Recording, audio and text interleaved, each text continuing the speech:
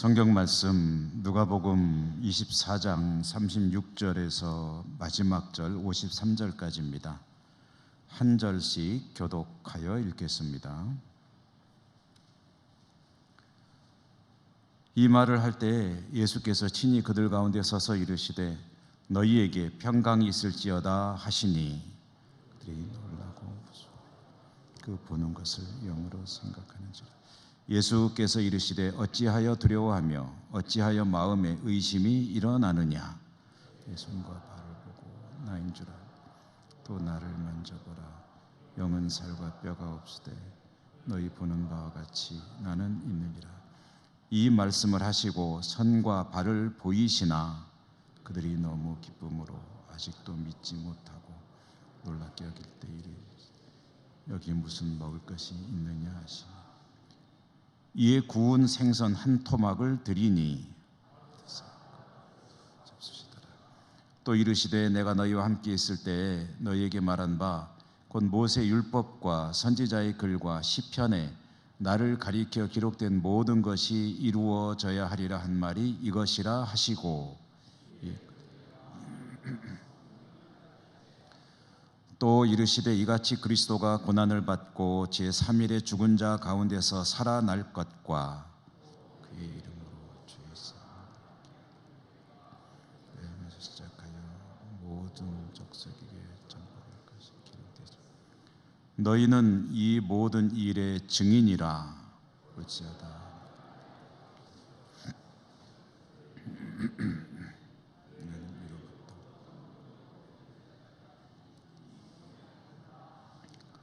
예수께서 그들을 데리고 베다니 앞까지 나가사 손을 들어 그들에게 축복하시더니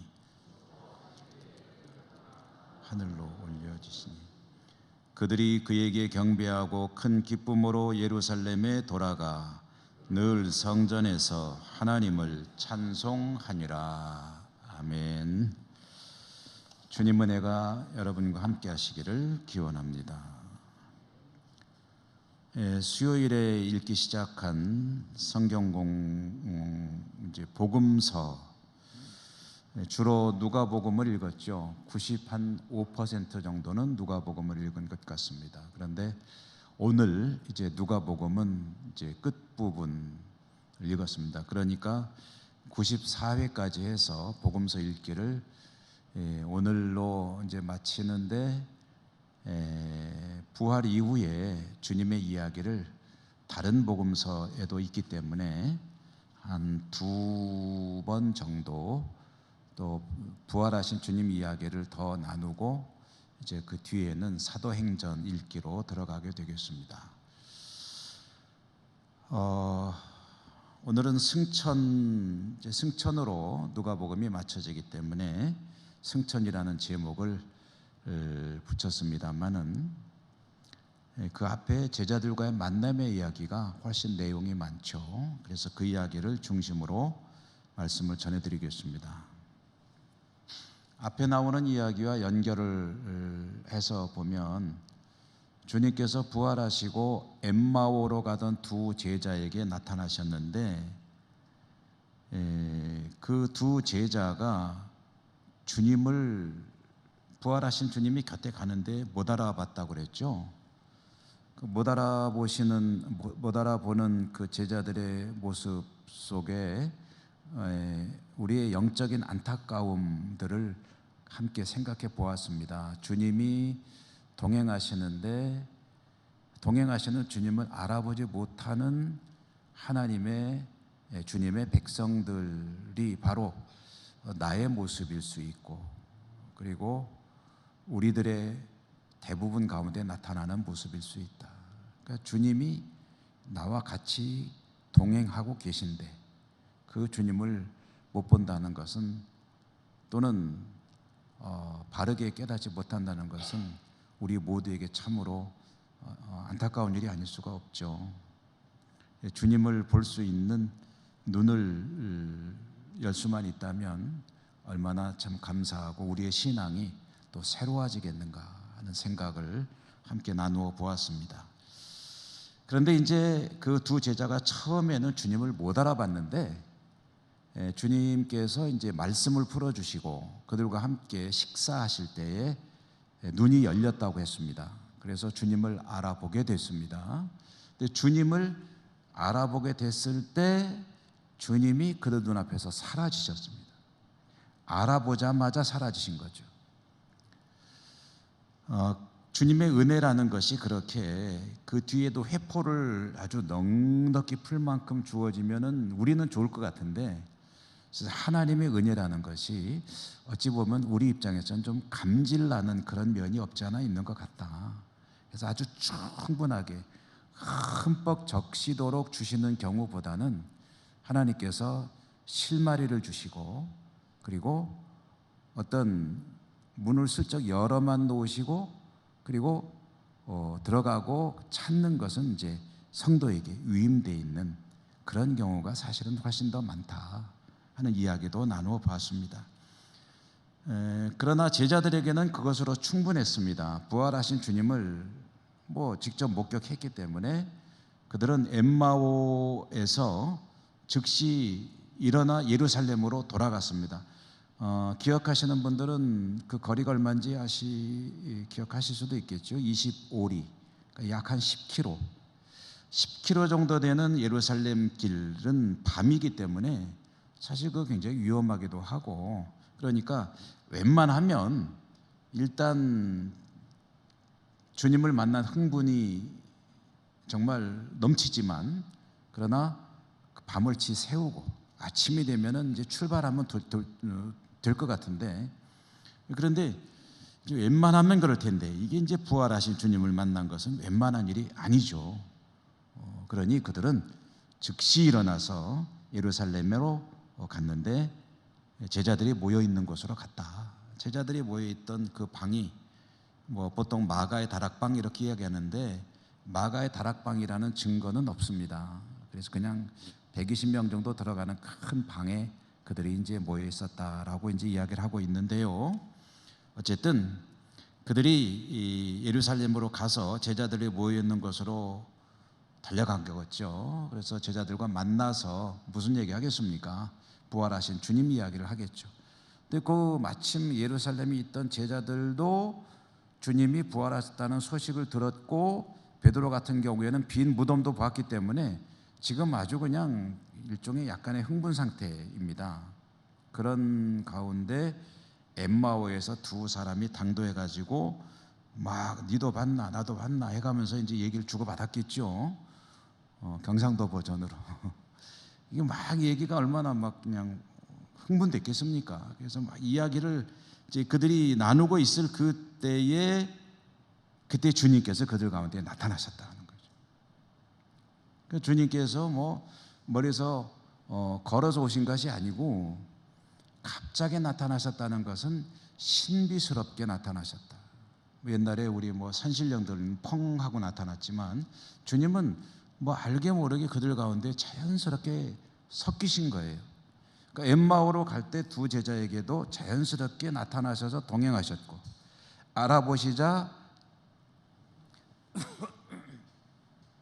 자연스럽게 사라지셨고, 이 예루살렘의 제자들이 모인 곳에도 주님은 또 슬그머니 자연스럽게 나타나셔서 그들 가운데 원래부터 계셨던 것처럼 나타나셨고, 이런 초자연적인 모습이죠. 신비스러운 모습으로 주님께서 나타나시고 사라지시고 하는 것은, 이것은 주님의 부활 이전과 부활 이후에 주님에게도 변화가 있다 하는 것을 말해주는 사실 중에 하나입니다.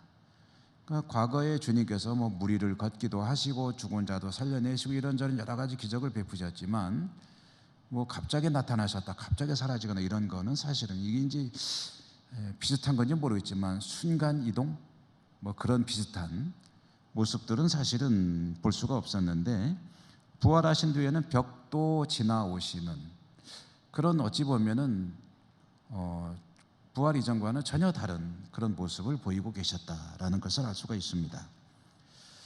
제자들 가운데 나타나신 주님께서 제자들에게 말씀하시는데, 너희에게 평강이 있을지어다.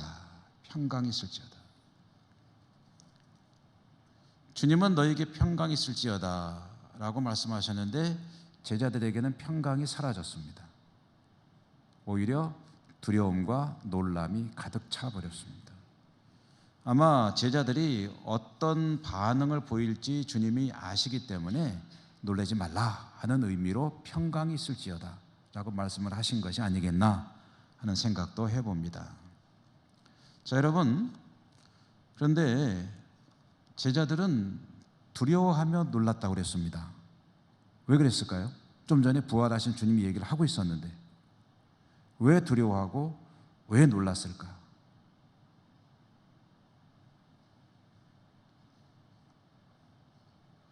제자들은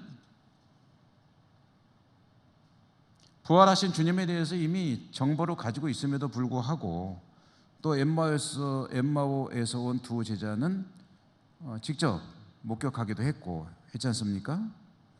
근데 두려워하며 나타나신 주님을 보고 두려워하고 놀라는 이유는 주님을 귀신이라고 생각했기 때문입니다. 홀령.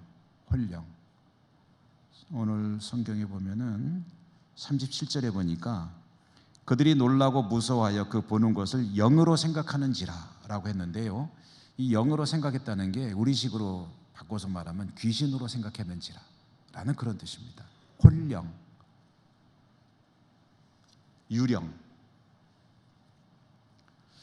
제자들은 주님께서 갈릴리 바다 위를 걸어서 배로 다가오실 때도 무서워했습니다. 왜 그랬죠?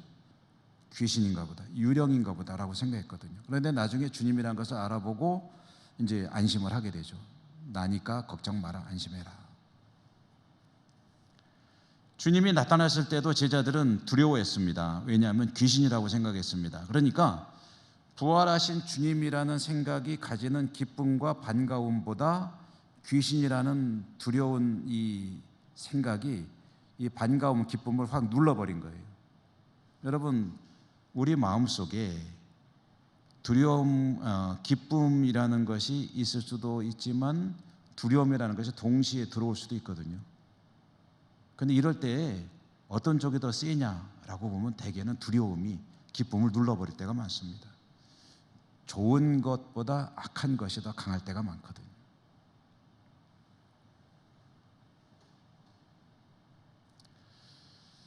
두려움이 주님의 부활에 대한 믿음과 기쁨, 감사 이런 것들을 압도하고 확 제압해 버리니까 제자들은 부활하신 주님에 대한 어떤 즐거움, 기쁨, 감사 이런 것들은 그냥 사라져 버리고 두려움에 확 사로잡혀 버리게 되었다. 여러분, 이 장면에요, 우리의 믿음에 대한 대단히 중요한 이야기가 들어 있습니다.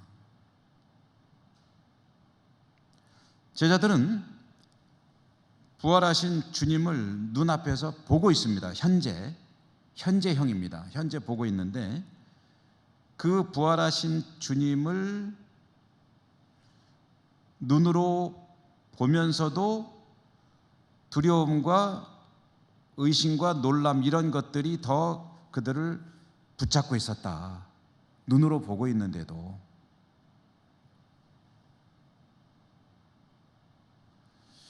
이것은 믿음이라는 것이 원래 어떻게 시작되고 어떻게 자라가느냐에 대해서 굉장히 중요한 점을 시사해 주는 장면입니다. 믿음은 우리는 그런 걸 원합니다. 모든 것이 좀 명료했으면 좋겠다. 확실했으면 좋겠다. 그럼 내가 정말 잘 믿을 텐데 라는 생각을 합니다. 그냥 하나부터 열까지 수학 공식에 맞아서 딱딱 떨어지듯이 주님이 좀 그런 식으로 좀 보여주시기도 하시고 기도하면 응답도 좀 해주시고 성경 말씀도 즉석에서 그대로 착착착 이루어지고 좀 모든 게 좀 확실했으면 좋겠다 하는 생각을 가지고 있는데, 그런데 믿음이라는 것은 그렇게 모든 것이 확실할 때 생기는 거는 그건 믿음이 아니라는 거예요. 그건 믿음도 아니고 아무것도 아니에요. 그건 당연한 거예요. 그렇지 않습니까? 여러분, 내일 아침에 해가 뜰까요, 안 뜰까요?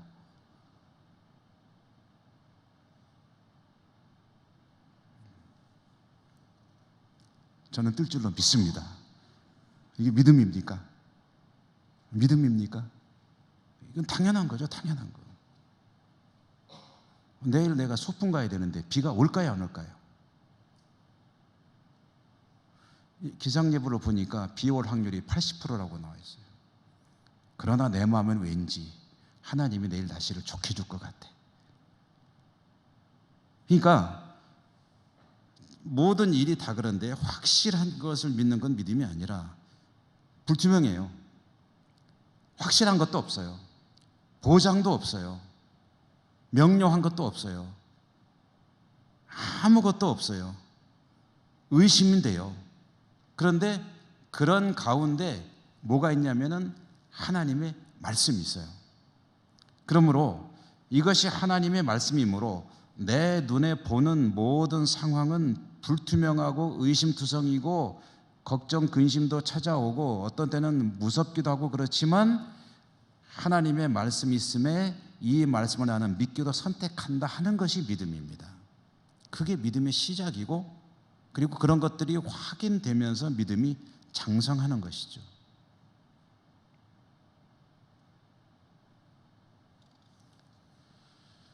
모든 것이 불투명하고 불확실하고 그리고 사실 가능성이 별로 높지 않지만 주님께서 말씀을 주셨기에 그 말씀을 받아들이고 그 말씀을 따르기로 선택하는 것이 믿음이다.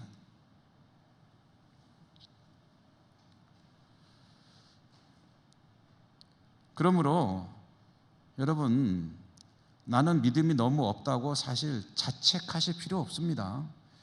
나는 성경 말씀을 설교도 그렇게 수십 번, 수백 번씩 듣고 성경도 읽고 공부도 하고 믿음 생활을 내가 몇 년 했노? 그래가면서 근데 난 정말 믿음이 없어. 난 왜 이러지? 라고 자책할 필요가 없다는 거예요. 왜냐하면 믿음이라는 게 원래 그런 거라니까요. 의심하고 두렵고 걱정되고 어떤 상황이든지 흔들리지 않는 견고한 믿음이면 제일 좋죠. 그보다 더 좋은 게 어디 있겠습니까? 끄떡없는 그런 믿음이라면 좋겠지만 그러나 정말 모든 상황이 너무 어려워요. 보이는 게 그렇게 명료하지가 않고 불투명하고 희미해요. 이리로 가면 되는지 안 되는지 난 모르겠어요, 도대체. 그런데 그 가운데서 안개 속으로 주님의 말씀을 붙들고 그래도 말씀을 따라서 나는 이 길로 가겠다라고 선택하는 것이 믿음이다. 아무것도 확실하지 않고 보장된 것 없고 눈앞의 현실은 여전히 힘겹고 그렇지만 말씀에 의지해서 믿기로 작정하고 나아갈 때 그때 성령께서 돕기를 시작하십니다. 성령님이 돕기를 시작하는 건 그때부터예요. 모든 것이 불리하게만 한 상황이지만 말씀이 있으니 그 말씀 붙들고 이 길로 가겠습니다 라고 할 때 성령님께서 위로해 주시고 격려해 주시고 중간중간 이정표 삼아 증거도 보여주시고 힘도 주시고 그렇게 해서 인도해 가신다. 그게 바로 성령님이 동행하시는 거죠. 성경은 그것을 거듭거듭 말씀하고 있습니다. 성령께서 그렇게 도우신다. 안개를 한 번에 확 걷어주시는 건 아니에요. 여전히 안개는 꽉 끼어 있지만 때로는 길을 잃고 엉뚱한 데로 갈 때도 있지만 성령님이 이끌어 주신다. 이렇게 성령님의 도우심을 의지하고 때로는 안 보이는 것 같으면 도우심을 구하며 믿음의 길을 선택해 나갈 때 말씀은 스스로가 입증하십니다. 말씀에 대해 믿음을 가지고 선택하며 나간 나의 선택이 옳았다는 것을 말씀이 입증해 줍니다. 믿음은 결국 그런 거라는 거죠.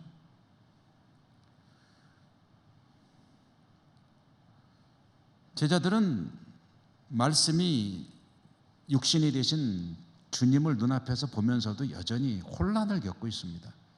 믿음이라는 게 그런 거다는 거죠. 그런 혼란 속의 제자들에게 주님께서 한 번 더 은혜를 주십니다. 그것이 39절에 보니까 주님께서 말씀하시기를 내 손과 발을 보고 나인 줄 알라. 그리고 나를 만져봐라.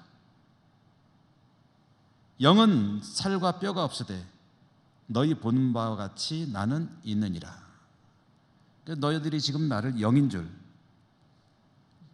점잖게 번역해서 영이라고 했죠. 저거는 이제 유령, 귀신, 홀령 그런 뜻입니다. 너희들이 나를 귀신인 줄 아는데, 홀령인 줄 아는데 영은 살과 뼈가 없지 않느냐. 근데 나는 여기 살과 뼈가 있지 않느냐. 만져봐라. 그리고 나라는 것을 깨달으라.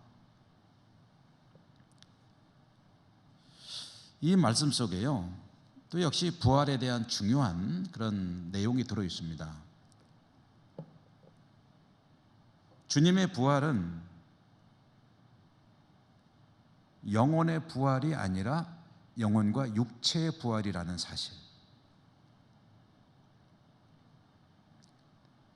근데 그게 뭐가 다른가요? 라는 생각이 드십니까, 여러분?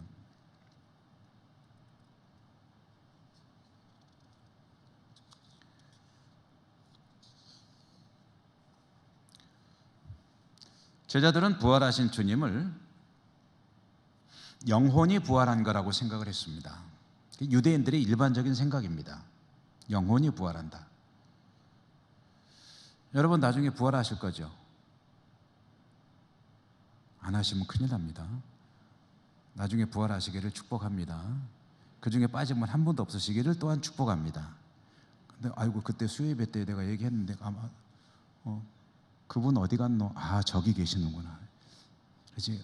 진짜 안 보이네 이러면 큰일 납니다. 그런데 여러분 이 부활은요 영혼의 부활이 아닙니다. 영혼과 육체가 함께 부활하는 겁니다. 주님의 부활이 그걸 보여주시는 거예요. 혹시 실망하시는 분 계세요? 이 육체로 부활하고 싶지 않다.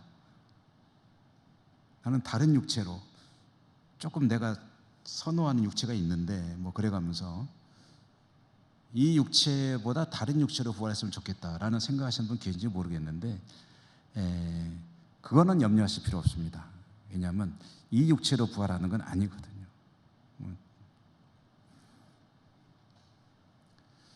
죽은 육체가 어디로 사라지는 것 아닙니다. 부활할 때에 영혼과 육체가 온전히 부활하게 됩니다.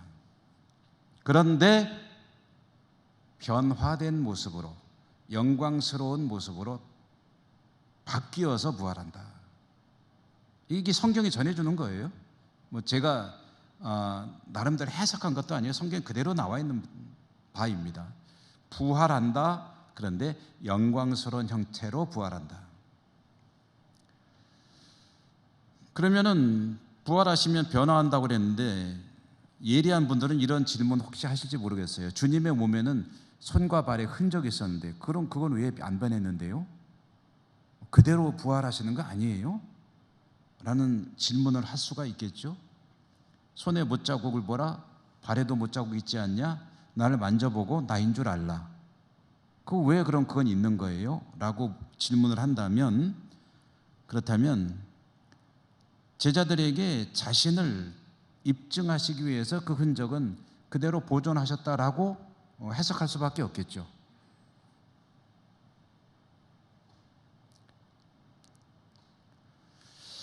또 부활의 때에 이 이야기는 제가 가끔 드립니다만은 영혼의 부활이 아니라 영과 육의 온전한 부활이라고 하면은 염려되는 분들이 이 몸이 썩 그렇게 달갑지 않은 분들 말고 육체가 훼손되셨거나 또는 어떤 어려움을 갖고 계시거나 육체적으로 또는 이미 이제 별세해가지고 화장을 했거나 그래서 그 흔적조차 이 땅에 남아있지 않은 분들은 그러면 어떻게 되는 건가요? 라는 그런 의문을 가질 수 있죠. 그건 뭐 저도 잘 모르겠어요. 화장하신 분들을 하나님께서 어떻게 육체의 부활을 하게 하실지는 모르겠는데 한 가지는 뭐 분명하죠. 화장을 해서 지금 이 땅에 흔적이 남아있지 않기 때문에 그분들은 육체로 부활하지 않고 영혼만 부활한다? 이거는 말이 안 되죠. 그럼 어떻게 그럼 부활하게 될까요? 그건 하나님께서 해결하실 문제죠. 하나님께서 어떠한 영광스러운 형태로 영혼과 육체가 함께 부활하게 하실지는 모르지만, 그러나 그런 염려는 요만큼도 할 필요가 없다. 왜냐? 하나님께서 알아서 해결하실 문제이므로. 여러분, 이렇게 한번 질문해 보죠. 영혼과 육체를 다 부활시켜야 되는데 하나님께서 이분은 매장을 했어요. 돌아가신 다음에 무덤에다 매장을 했기 때문에 아이고 얘는 좀 수월하네. 그리고 어떤 분은 화장을 했어요. 화장을 해서 그것도 납골도 안 하고 어디 갖다 뿌렸어. 얘는 좀 까다롭네. 그러실까요?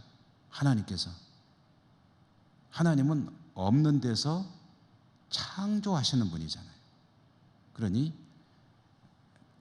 예를 들어서 김영수라고 하는 이 사람, 이 인간이 죽어서 화장을 해서 싹 뿌려버렸다, 없어졌다 해도 하나님께서 이 육체와 영혼을 부활하게 하시는 데는 아무런 문제가 없습니다. 매장한 분과 화장한 분과는 아무런 차이가 없다. 왜냐? 하나님께는 능치 못함이 없으시므로.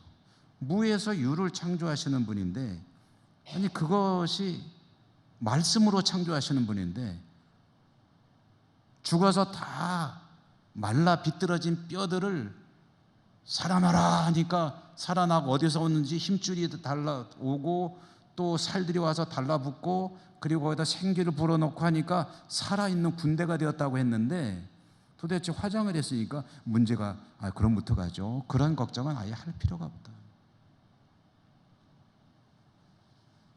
이런 거를 뭐라 그러냐면 쓸데없는 걱정이라고 합니다.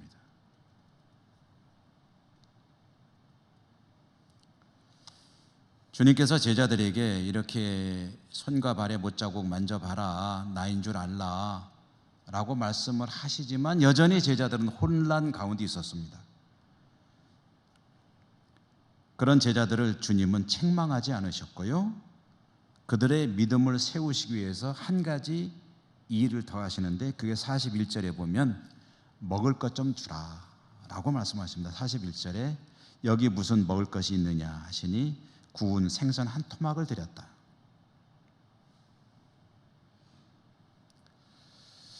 먹을 것을 달라고 하신 주님은 왜 그랬을 것 같습니까? 배고프셨을까요? 엠마오 가서 번쩍, 예루살렘 와서 번쩍 하시느라고 동해 번쩍 서해 번쩍 하니까 시장하셨을까? 유대인들은 혼령으로 이해했다고 그랬잖아요. 혼령이나 이 천사 같은 영적인 존재들은 먹거나 마시지 않는다고 믿습니다. 그러니까 주님이 재차 자신이 영혼이 부활한 것이 아니라, 귀신이 아니라 과거에 그들이 알고 있던 그 스승, 나사렛 예수, 그들의 스승이 말씀대로 부활했다는 것을 입증하기 위해서 먹을 것을 달라. 나는 영혼이 아니다 라는 것을 그들에게 확인시켜 주시기 위함이다. 이게 주님의 은혜죠. 여기에도 또 들어있는 의미가 있습니다. 지금 계속해서 3차에 걸쳐서 그들에게 이제 입증을 하고 계시는데, 주님은 이 장면에 들어있는 하나님의 은혜가 뭐냐면요, 주님은 오래 참으신다는 사실, 여기에도 들어있습니다. 오래 참으신다. 제자들이 믿음이 없다고, 못 알아본다고, 그렇게 아둔하다고, 영적으로 그렇게 어둡다고 분노하시거나 책망하시거나 또는 그들을 포기하시거나 하지 않으십니다. 주님은 제자들이 믿음 위에 설 때까지 참고 기다리십니다. 이것은 저나 여러분 우리들에게도 마찬가지예요. 이것이 하나님께서 우리들을 향해 가지시고 계신 여러 가지 어떤 태도, 자세, 어떤 입장, 그리고 하나님의 성품 중에 하나입니다. 오래 참으시고 기다려 주신다. 언제까지 기다려 주시느냐? 우리가 생각하는 것보다 훨씬 더 길게 오래 기다려 주십니다. 훨씬 더 길게 오래 기다려 주십니다. 몇 번이나 용서하면 될까요? 라고 하니까 70번씩. 70번씩 7번인가요? 7번씩 70번인가요? 네. 뭐 어쨌든 뭐 바꿔놔도 곱하기 490이니까. 그리고 490번이라는 얘기는 끝까지라는 말이었죠. 오래 참으시는 것, 용서해 주시는 것. 그러니까 주님이 오래 기다려 주신다고 했는데 언제까지냐 하면은 우리가 이보다 더 기다려 주실까 할 만큼 그보다 더 오래 기다려 주신다. 그런데요, 그렇다고 해도 이것과 또 다른 게 있습니다. 뭐냐면 영원이라는 말과는 다릅니다. 주님이 영원히 기다리시지는 않는다는 거예요. 오래 기다리신다는 말과 영원히 기다린다는 말은 다른 말입니다. 영원히는 끝이 없이 기다리는 것이고 오래 기다린다는 것은 끝은 있다는 뜻입니다. 기다리다가 결국 주님께서도 끝할 때가 있다는 거죠. 그러므로 하나님의 백성들에게서 하나님의 백성들 입장에서는요, 하나님을 두려워할 줄 알아야 합니다. 사랑의 하나님이고 용서의 하나님이고 오래 참으시고 기다리시는 하나님이시지만은 하나님은요,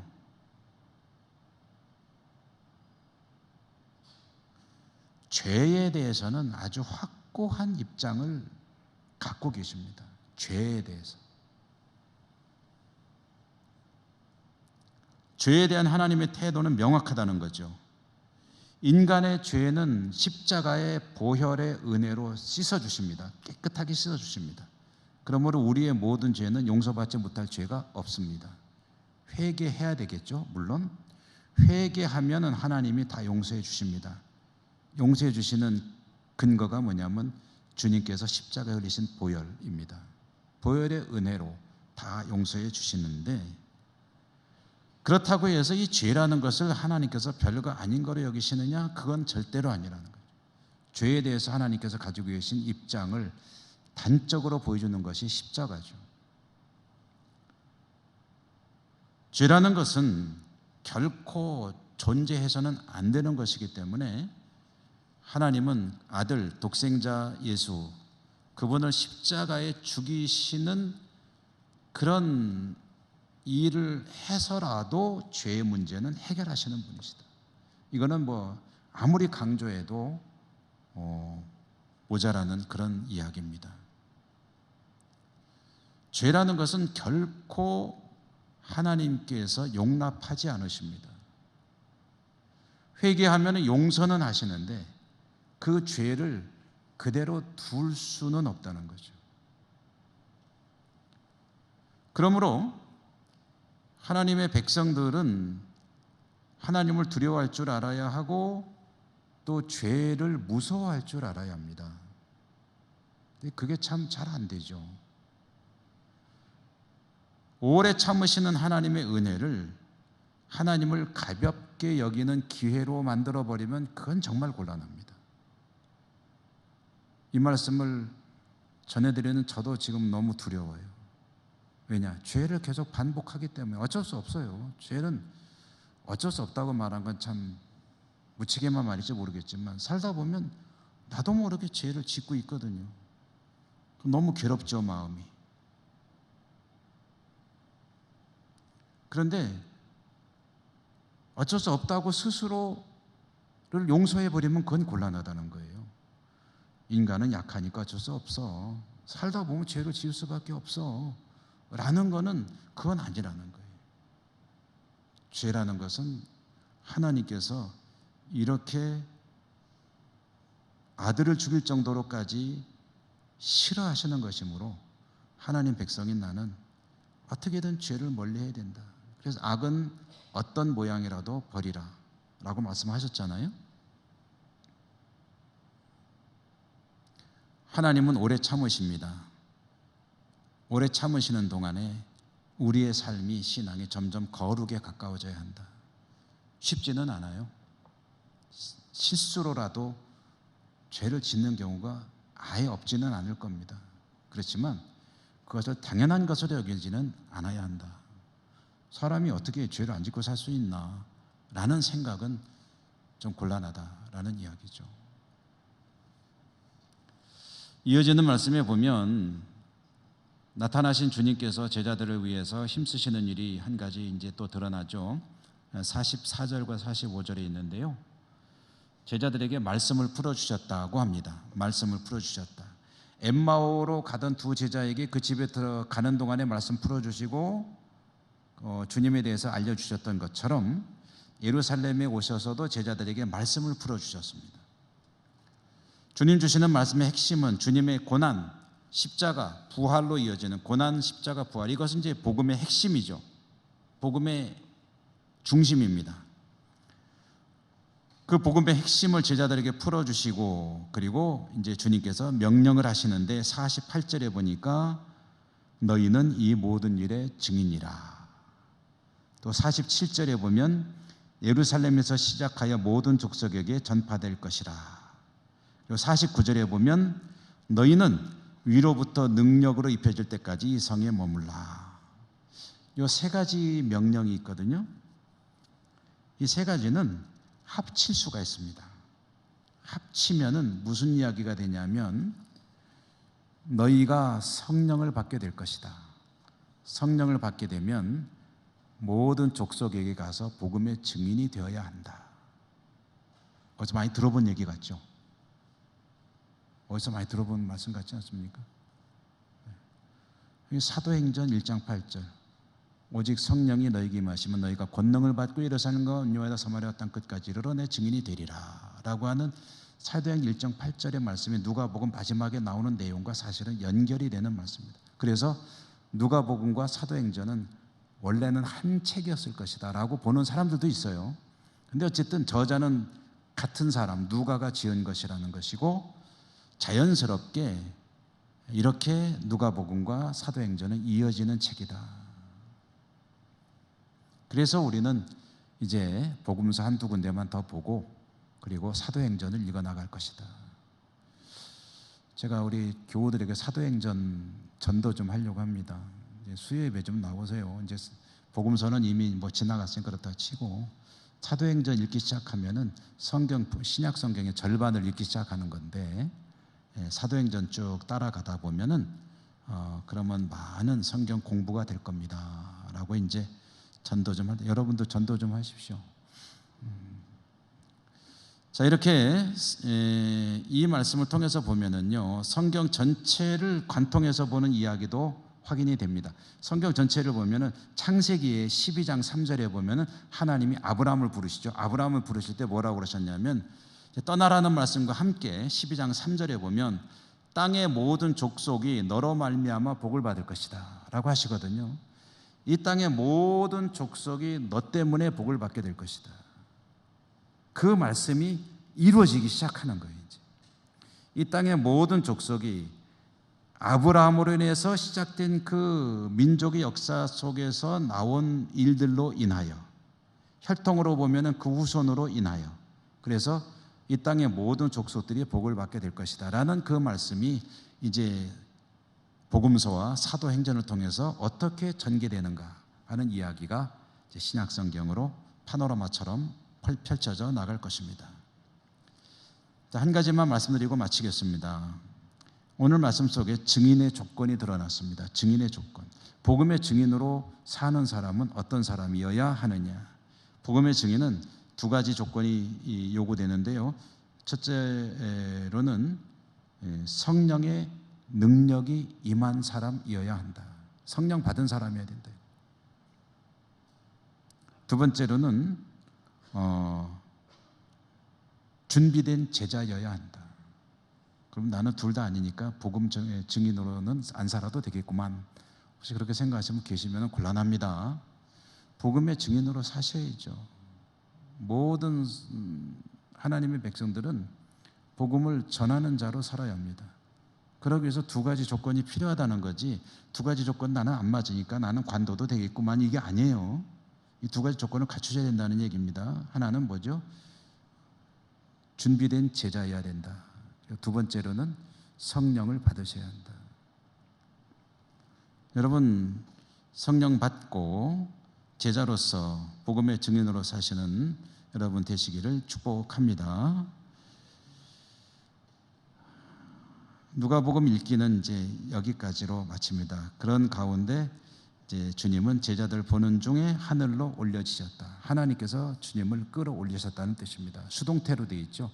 주님이 스스로 팍 박차고 날라서 올라간 것이 아니고 하나님이, 아버지 하나님께서 주님을 끌어올리셨다. 제자들이 보는 가운데 올라가셨다. 사도행전의 첫 장면도 이제 이런 내용들로 시작이 되죠. 누가복음 읽기를 여기서 마치고 부활하신 주님의 이야기를 다음 주에는 이제 아주 유명한 요한복음의 이야기도 한 군데 읽고 그 다음 주 한 번쯤 더 읽고 그리고 사도행전으로 넘어가려고 계획하고 있습니다. 여러분, 누가복음 읽는 동안에 한 번도 안 빠지신 분 수고 많으셨습니다.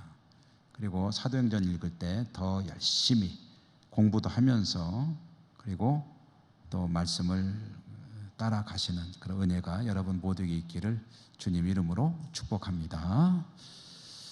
은혜로우신 하나님 감사합니다. 하나님의 은혜 가운데 94회에 걸쳐 복음서를 읽기 시작했고 이제 누가복음을 끝까지 읽었습니다. 주님 은혜 가운데 시작한 이 신약성경 읽기, 이제 곧 사도행전과 서신서들을 읽어 나갈 텐데 하나님께서 은혜 주셔서 우리 모두가 말씀을 더 사모하는 마음을 갖게 하시고 차분히 읽어 나갈 때 성경에 대한 지식이 늘어날 뿐 아니라 성경대로 살아갈 수 있는 은혜와 용기도 더해 주셔서 우리의 삶이 더욱더 하나님 보시기에 즐거우신 복된 성도의 삶이 될 수 있도록 축복하여 주시옵소서. 예수님 이름으로 감사하고 기도드립니다. 아멘.